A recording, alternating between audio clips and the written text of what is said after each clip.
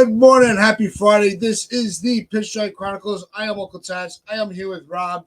And what's going on, everybody in the chat? Medina, NFE, good to see you guys so early in the morning. And before we really get into the game, let's all drop a happy birthday in the chat for our friend Hector. It is his birthday today. We will be celebrating. I know his show is doing an open panel at 12 o'clock. So let's flood his show later on. Let's all show him some love. He's an awesome guy. Love that I know him. So that's out of the way. What the fuck happened yesterday? That was a fucking train wreck. Why? What's going on, Dev? Why? Is Wells not catching every fucking game? We went over this the other day.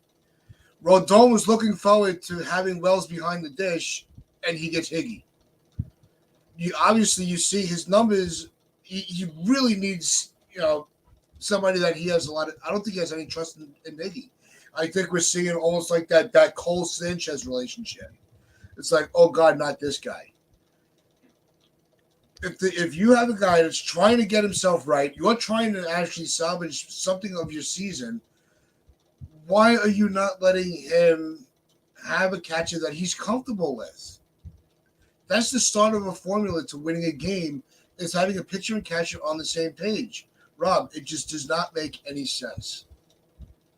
Yeah, when Boone said that he was going to start Higgy, I think when he was on Talking Yanks, he mentioned that Higgy was probably going to start. I didn't want to see it. Like, I appreciate Higgy for what he's been able to do as a backup catcher.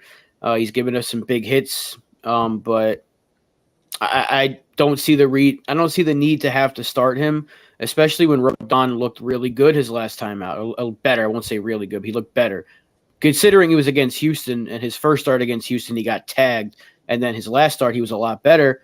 Why not keep that going? Yeah, you got a lefty on the mound, but get Wells as many at-bats as you possibly can. Mm-hmm. Get him as many innings behind the plate as you possibly can. So there's no reason to keep doing this switcheroo with the catchers. I know we're carrying 3 for a reason, but Wells should be playing every day as much as possible. I mean, if you want to give him a day off here and there, that's fine, but you'd also sat him the first game of the series. So you could have started him 2 in a row, and if you wanted to sit him tonight, you could have sat him. But I don't know. They're playing matchups now when they didn't care about lefty-righty matchups earlier in the season. Now they care.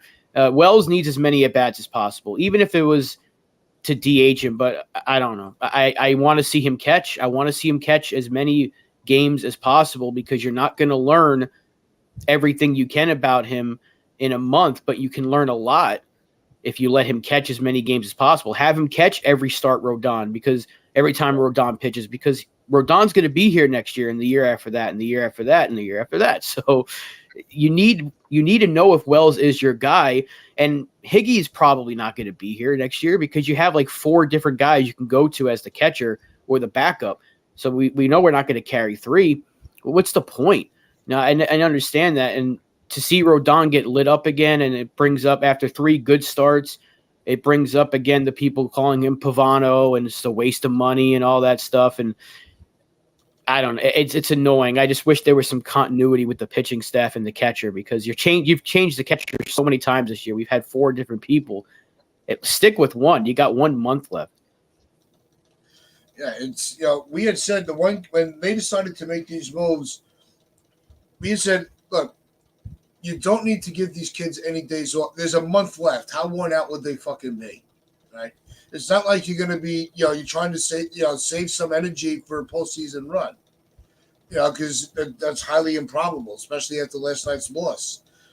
Not that they were going to win every game outright, but at least the hope was still there while they were winning, that they can gain some ground, especially that the Rays lost.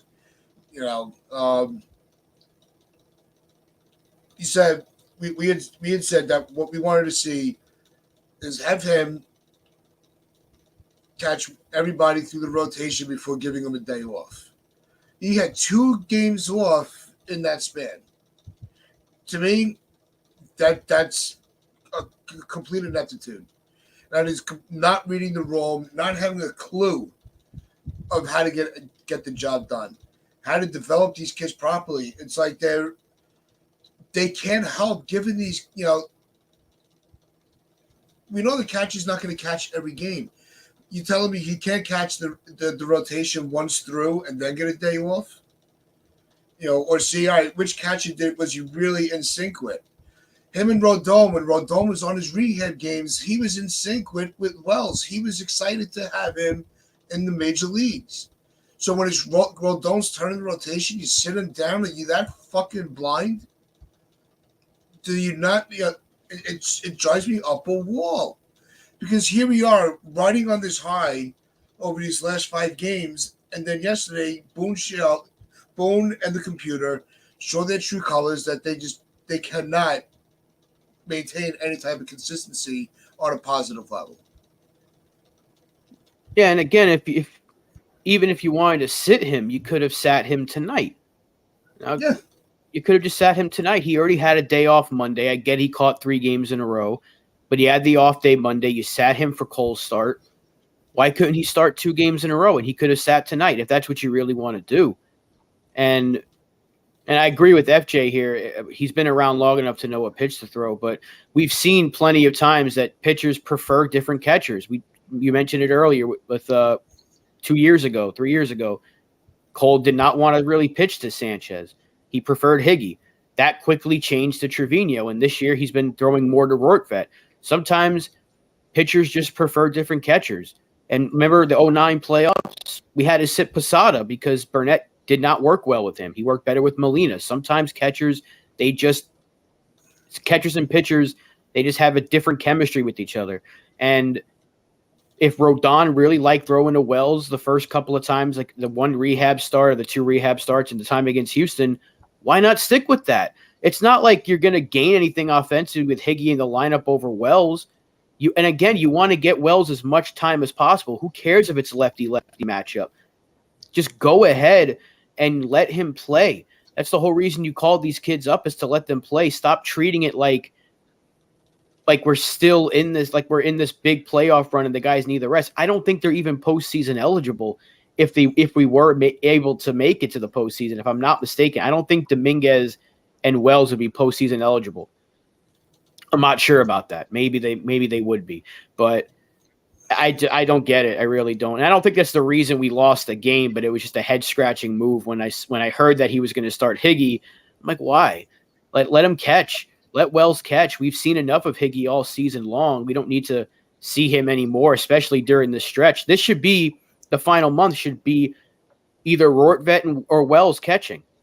One of those two. This way you can learn. Is Rortvedt the guy next year and Wells is, and they're like the platoon, or is it going to be Wells and Trevino or Wells and Higgy? But we've already seen enough of Higgy. He's been around long enough. We know what he is. He doesn't need to be playing because it's a lefty. Like, he's fine being a guy that you start every so often, but you need to give Wells more play time. It hasn't even been a week yet, and he's already sat like for 2 different games that he could have been playing in. I don't like it. Yeah, it's almost like they want to show their loyalty, but it's to a default. And I've said that they're so loyal that they put themselves behind the 8 ball. And they're putting out bad lineups, bad matchups. You don't have this long career from Higgy that you're like, what? We at least got to give him the respect of being able to start all these guys, catch these guys. Not really.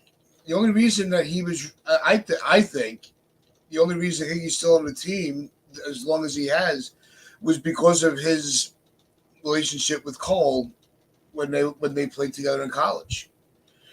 That's it.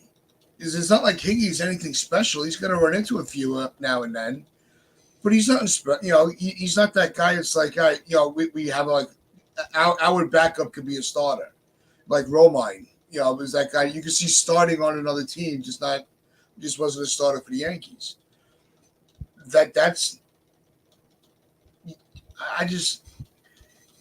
If Rodon wants to throw, if Rodon wants to throw to Wells, just let it fucking happen. Because you saw the last time that Wells was behind the dish with Rodon, how fucking sharp he looked. And yeah, I know there was comments, a comment in the chat, I think it was FJ. saying that Rodon's is been around long enough to know what pitch to throw.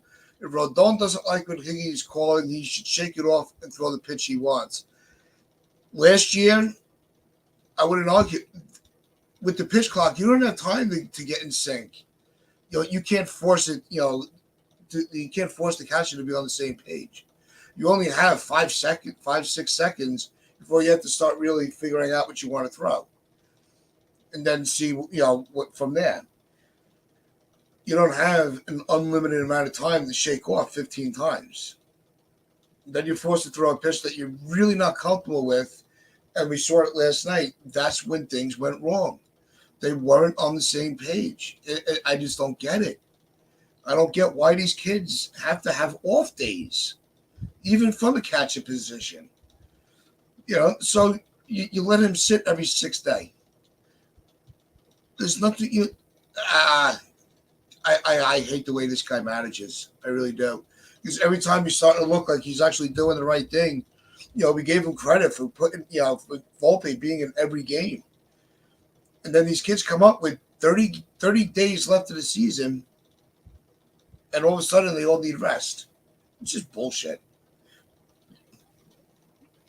And it's not like Higgy is this all-world defender anyway. I've said this countless times. He's been incredibly overrated by the Yankee fans because of how much they didn't like Gary Sanchez.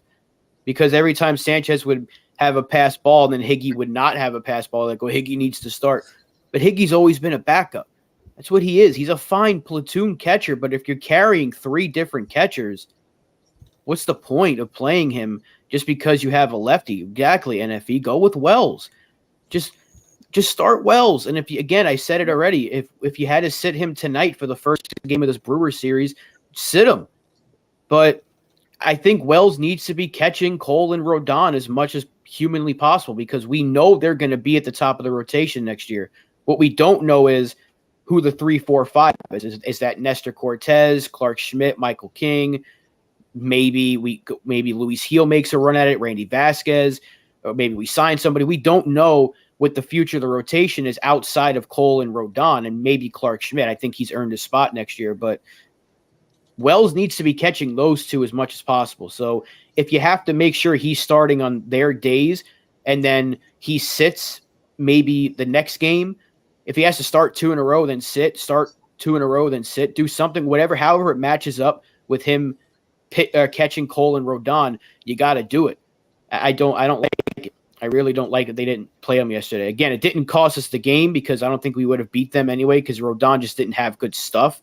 I don't think it necessarily was because of Higgy catching him, but you would like to see my biggest issue is I just want Wells playing as much as possible. And I've seen enough of Higashioka to know we don't need him much anymore. I appreciate him. He's been here forever, but I don't really see the point of playing him that much anymore, especially when the season there's nothing else to play for except for an early look at 2024. Give Wells as much playing time as you possibly can. So we would have lost that game anyway because Rodon's stuff was just flat, but it happens. He had 3 good starts in a row. He had a flat start. Hopefully his next 2 or 3, however many he has left, are better. Yeah, I think it was what. Yeah, I agree. I don't think it was. If Wells or Roy Fett were behind the dish, the outcome would be different. I don't think so. Like you said, Rodon's had, he's not had a good season when whether it's trying to stay healthy or even trying to be productive on the mound. He had nothing yesterday.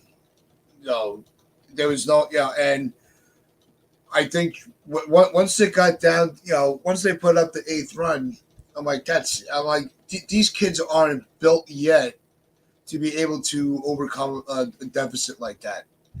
Because all they had to do was just pretty much try to take the bat out of the judge's hands, and that was it. But the other problem with the offense is another game. They just couldn't get on base. And when they were getting on base, it was almost like the offense took a rewind yesterday. Where we had said it's not gonna be sunshine for the rest of the season. There are gonna be games that are just bumps in the road. That's just the reality of it. There's nothing you can do about it. They can't. There was, they weren't winning outright. I know everybody's starting to now, and I was doing it myself yesterday, going into the game, where you try, we're 6 games, and we have these games coming up. You're trying to do the math to convince yourself that there's still a puncher's chance to get in. I think it's fun as a fan to want to be hopeful, but you have to be realistic at the same time. It's just not. It's not there yet. I think I'm with your dad. Just finish above 500 at this point, and call it a day. It's not even about that. I mean, if you want to have something to play for, fine. If that's your goal, just finish with 82 wins. But even if they finished 80 and 82, it's not going to be like, oh, the Yankees had a losing season. It's not like we finished with like 65 wins or anything. I don't want to finish below 500, but it's like Donald mentioned. If you finish 2 games below, does it really matter? If you were 2 games above or 2 games below, you're still missing the playoffs. So it's not like you can really hang your hat on it. Like, hey, we finished above 500. We still got the streak going because it's been a terrible year. That's just how it is. And I agree with NFE. Rodon's not healthy. He's been dealing with injuries since the spring, and it's obvious that they have him on sort of like a pitch limit, because he only went like 4 2/3 against Houston, I think. They've obviously been keeping an eye on him. They don't want him overthrowing just in case something goes really wrong, and he could be out for an extended period of time going into next year. So you have to keep all those things in mind. We have to see what he is healthy in 2024. If he's 100% next year and he struggles like this, then we can have that conversation. This is a bad signing. But it's been the first year. It's been injury riddled like most of our signings are. I hate that that's the case, but Rodon's a good pitcher. And it's not like he's 33, 34 years old. I think he's just over the age of 30. So you get him until he's like 35, 36. It's not like you're signing this. It's not like you signed Roger Clemens like we did in 2007 trying to revitalize the season. Remember that? And they were like bringing Clemens back and all that stuff. They didn't sign this like has-been pitcher. They signed a guy who was going into free agency coming off of 2 excellent seasons. He was really good the last 2 years. He was healthy, and he was one of the best pitchers in baseball. So, yeah, it made sense to sign him. You weren't signing a 35-year-old has-been, former All-Star. You were signing a damn good pitcher who a lot of teams wanted at the trade deadline last year. San Francisco was still thinking they were in it, so they didn't trade him. He would have been the second-best pitcher available after Castillo had the Giants made him available, but they didn't want to trade him. So, again, he has it. Yeah, exactly. NFE. I don't know if maybe he made a spell mistake. I'm assuming you didn't make a mistake there. He does have a good track record when healthy. He's had issues with injuries in the past, but when he's been healthy, he's been a fine pitcher. And yeah, he does need to develop a third pitch. That I absolutely agree with Damian. It's just give it. I say next year is where you really have to evaluate it, because you're evaluating a pitcher on an injury-plagued season. The arm, the back, whatever the hell he injured the third time when he was on the IL for the 10-day IL recently. I forget, was it his hip or something, his hamstring? That's tough for a pitcher to have to pitch through in a full season and be like, you got to give us Cy Young numbers. Yeah, I know he's getting paid a lot, and I'm not trying to excuse him. Last night he was flat out bad. But before we start calling this signing a bust and being like Cashman did it again, I'm not doing that yet. I'm not calling him Pavano. I'm not calling him a waste. I'm not calling him a bust.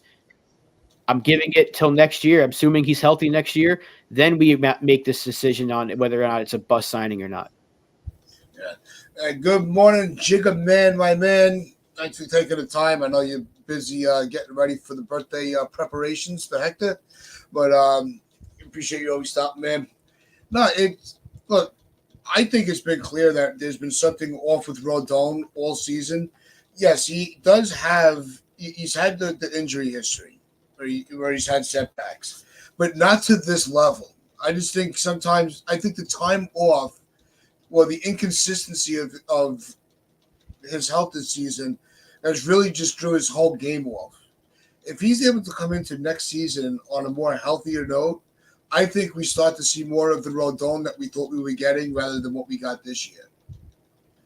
So yeah, I don't think you can say it's a bust.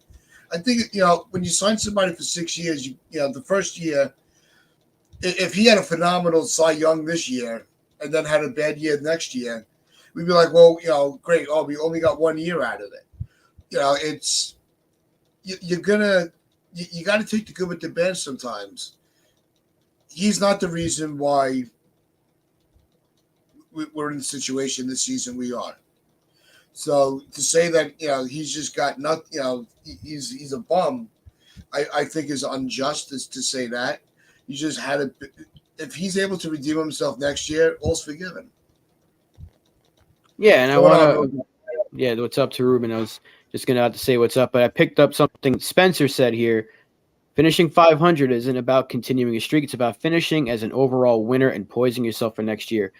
Yeah, but even if they win, let's say they finish 80 and 82, that's just short of 500, one game under, or 2 games under.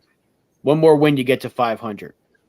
But considering where we were going into this month, it looked like we weren't going to finish anywhere close. So the fact that they might get there now, to me, that's almost like a moral victory. I don't want to celebrate finishing below 500 at all, but to me that tells you, hey, these kids are legit.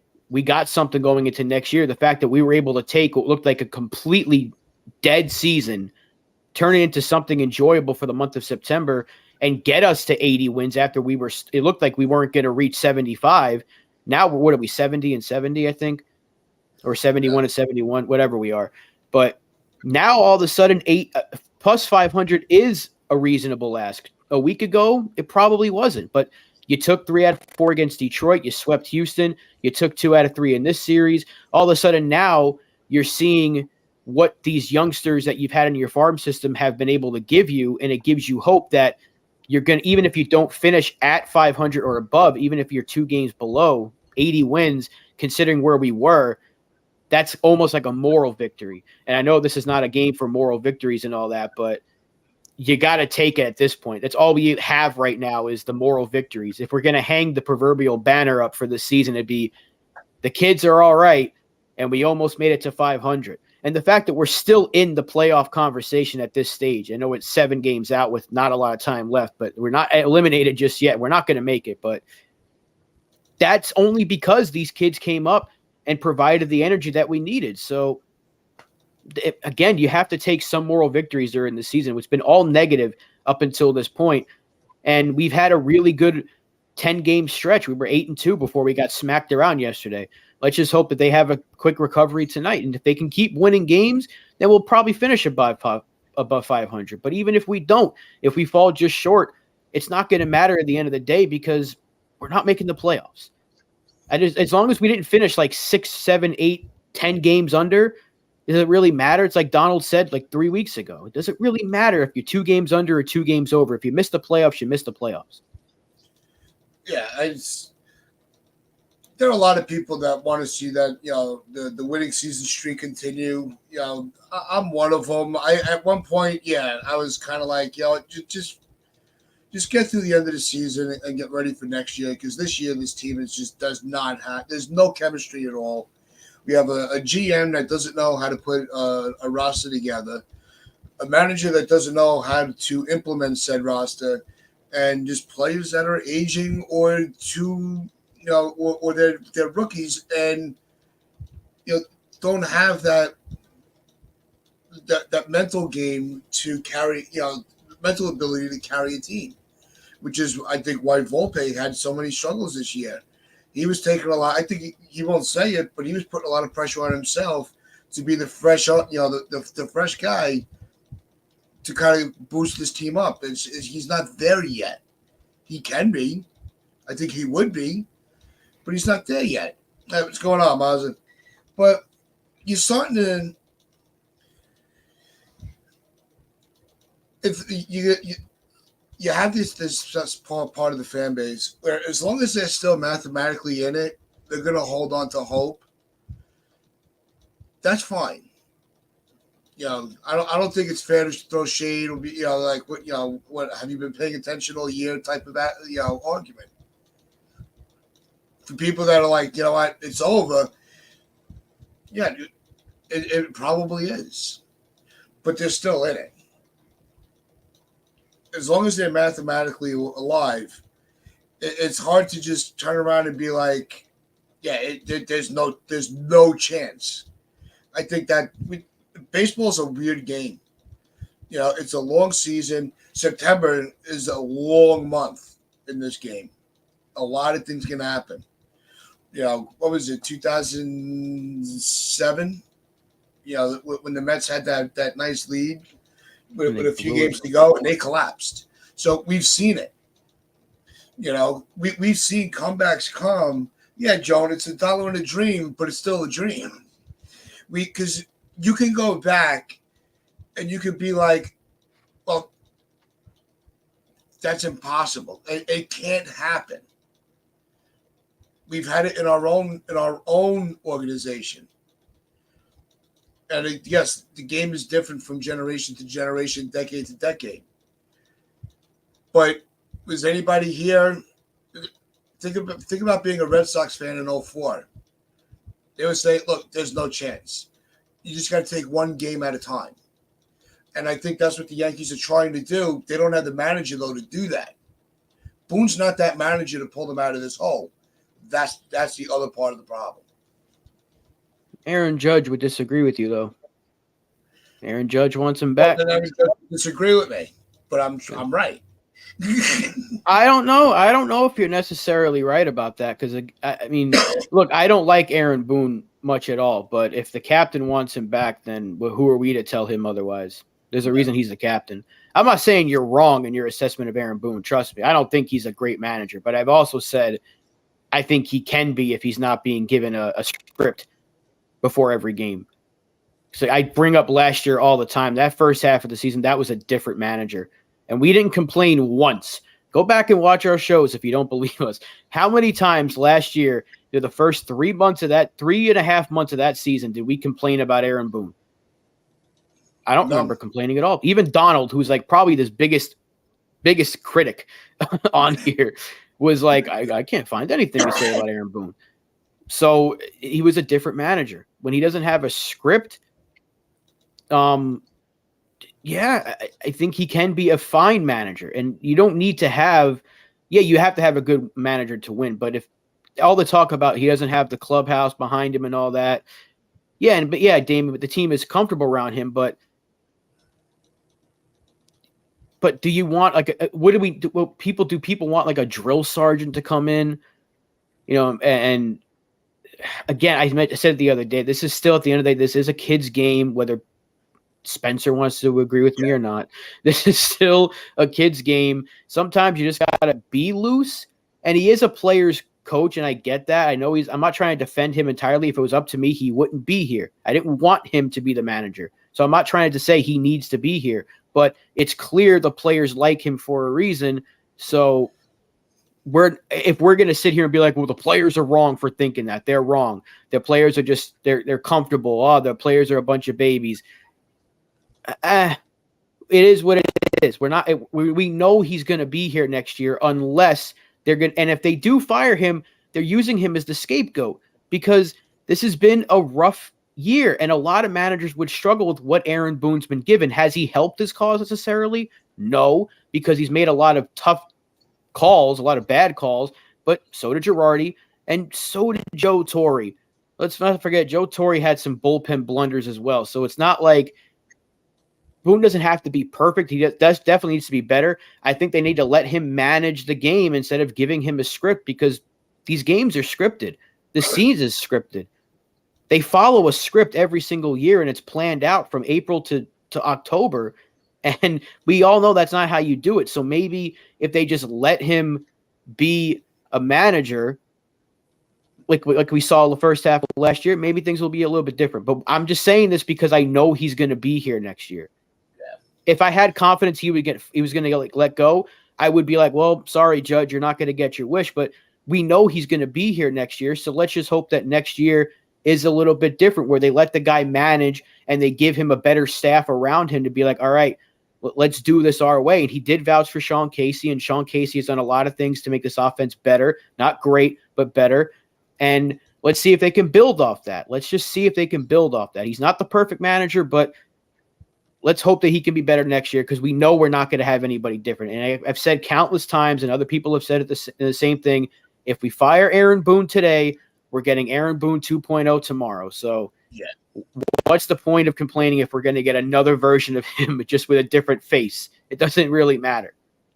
Yeah. And, Elliot, love you, buddy. Yeah, Denver on baseball. I'm an adult. I should look, just because we're of the adult age does not mean we have an adult mentality. Okay, so let's just split the hairs on that one. Let's just call it down the line and move on. Now, if you look at where he was as in the minds of fans last year in the first half, right? Like you said, we went 3 months without even having nitpick on a bullpen move here or there, but we had no complaints about him, the way he was put there, because the team was clicking, and when the team's going well, the players get the credit. When the team sucks, it's the manager's fault. That's just the way it goes. When there's a lot of injuries, it's the GM's fault for signing injured players. There's always somebody to pass the buck to. When you looked at the first half of last year, that was Boone being able to manage without Cashman or the computer in his ear. And as soon as they saw it was working and he was starting to stray away from the team's philosophy and managing the way that he knows to manage, they pulled the rug out for him and they took the control back and says, wait a minute, get back in line and do what we tell you to do. Good morning, Grace. Good to have you on. It's when Boone is allowed to think for himself, he can do the job. I think that's what we saw in the first half last year. And then Cashman was like, no, that's my toy. Give it back. And he fucked it all, and he broke it, right away. So that's just the way, you can't, it's not always the manager. Just the manager is that figurehead that becomes the target. The next target is going to be doing, like you said, Boone 2.0. It's going to be the same bullshit over and over and over. If you want to change the manager, the GM has to drive them out of the stadium, and they both have to go. And until they completely revamp that front office, get ready for next year, and just hope that the kids have, the blood with the kids and the veterans starts to click. Otherwise, we're in for another long season. Well, that's why I have confidence. I'm very confident that next year is going to be different, because you're seeing it. You're seeing them let these kids, aside from Austin Wells every day, but you're seeing them let these kids play. You're seeing the energy they bring. The fact that speed is a big part of the game now, especially with the bigger bases. Yeah, and Jonathan's right. You can't manage with the computer. The Yankees need to stop letting analytics script your season and use it for what it's built for, and that's to evaluate a player. Don't let analytics tell you everything about the game, because baseball is still a game that you have to use some of the old school approach with. Sometimes you just have to manage with your gut instead of managing what the computer tells you, because to me, that's Boone's biggest issue is the way he uses the bullpen, because he's so quick to go with what the computer says, his bullpen budget and all this stuff.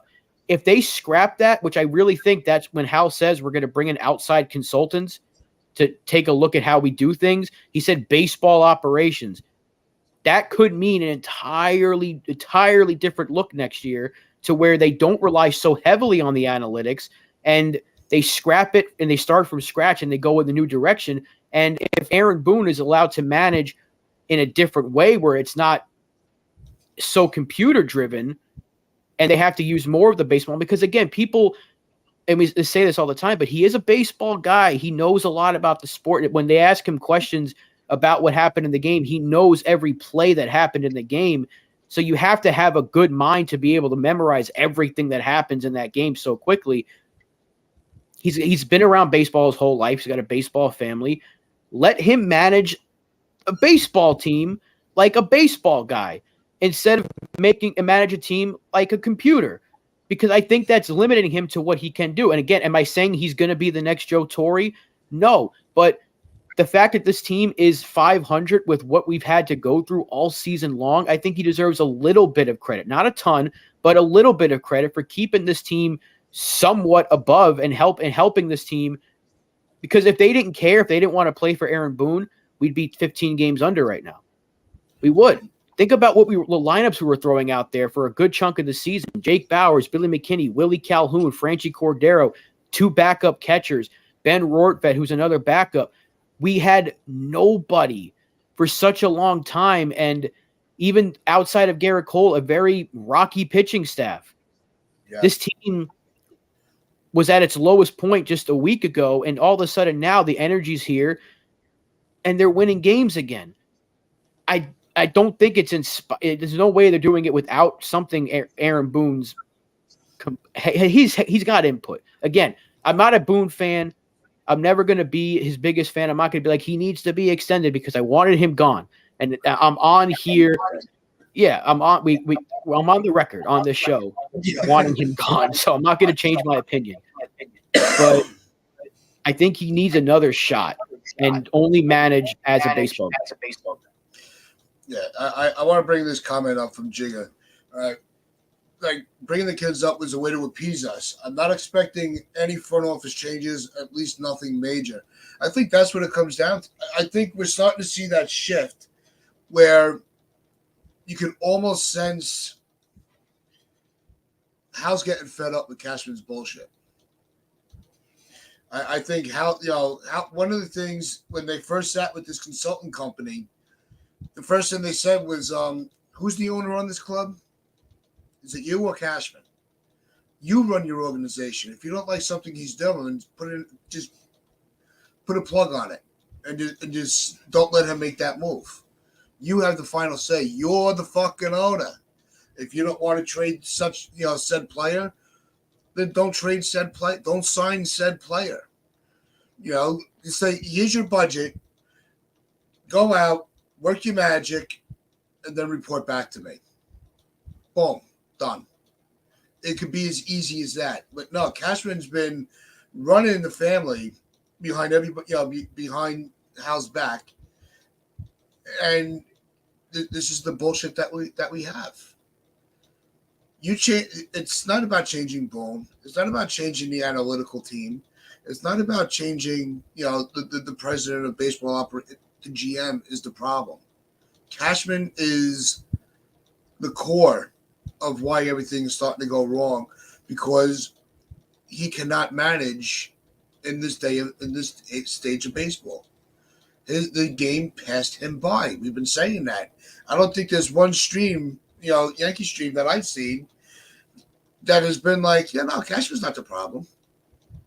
It all stems down to, it all circulates around Cashman. You get rid of him, you get rid of that bad apple, basket looks a lot better. Or you just make the apple. I'm echoing through your computer. I don't hear it. Well, anyway.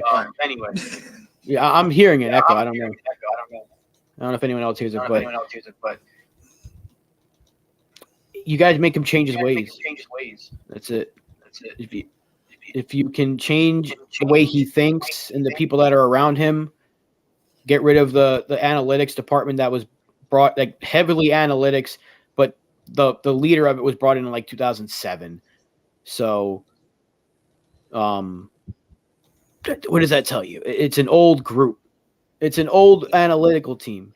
So change it up. And I think if you do that and if Hal steps in a little bit more and forces Cashman to go about business a little bit differently, then we'll see some changes, because we know he's not going anywhere. We know this. So that's why I have this confidence that we're going to see some changes next year in terms of what's around him. We know he's not going anywhere. We know the manager's not going anywhere. But if we just get a different group around the GM and they go about their business differently, we might see a much better product next year, because this is still a team that won 100 games twice in Boone's tenure, 99 last year. It's not like they have terrible players. They have a good team. It just needs to be constructed better. You need to put better pieces around your stars like Aaron Judge, and they've finally been able to do that with their kids coming up here. But just the whole operation needs to be torn down. And yeah, Cashman doesn't need to be here anymore, but we know he's not going to be let go. The best case scenario is what Li brought up 2 weeks ago, which is that he gets a different position where he's not the GM anymore. That's it. But again, I don't see that happening. So I mean, we can say Cashman needs to be gone all the time, but does it really matter when we know it's not going to be the case? Unless they fire him at the end of the season, I'd be shocked. I'd be absolutely shocked. Yeah, it's Jose. If we get a new GM, they will decide on a manager. Okay, I have no issue with if they bring in a new GM, and he's like, look, I want a completely new coaching staff. I want to start with the guys on the field. Then I'll worry about the rest of the front office, right? That then you revamp your analytical team, your medical staff.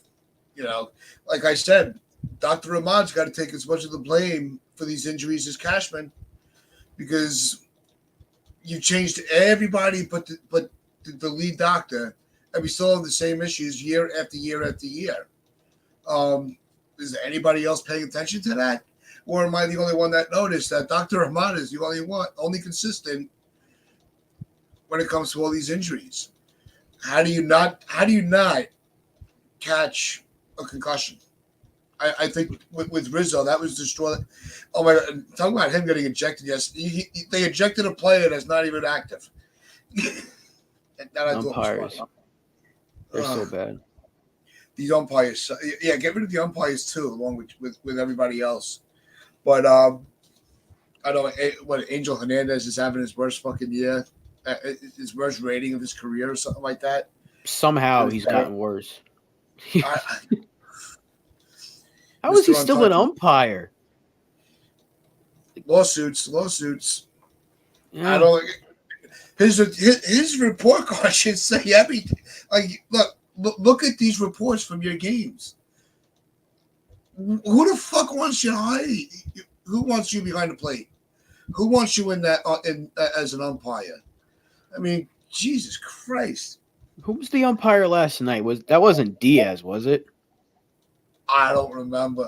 All I know is Angel was doing the Dodgers game, making all types of mistakes. Oh, it was Alan Porter. That was the home plate umpire last night. But it was just funny because I'm like, okay, you hear it on the broadcast, like, okay, you can leave. I'm like, oh, what did Boone do now? Because that's the first thing I thought. I was like, Boone, here we go again. And then I see Rizzo, and I'm like, he's not even on the team. Like, how are you throwing him out? Like, what are you going to do? Send him to the clubhouse so he's probably just going to go chill? Like, you're not doing anything to Anthony Rizzo. You're not taking a player off our bench. He's shut down for the season. Why are you ejecting him? It's so stupid that they can eject anyone they want, all because he started the question, which was a terrible call to Dominguez. Yeah. Terrible strike 3 call. And this is why I can't stand the umpires so much. It's like they have such a power trip that they know if they make a bad call and someone calls you out on it, get out. You're done.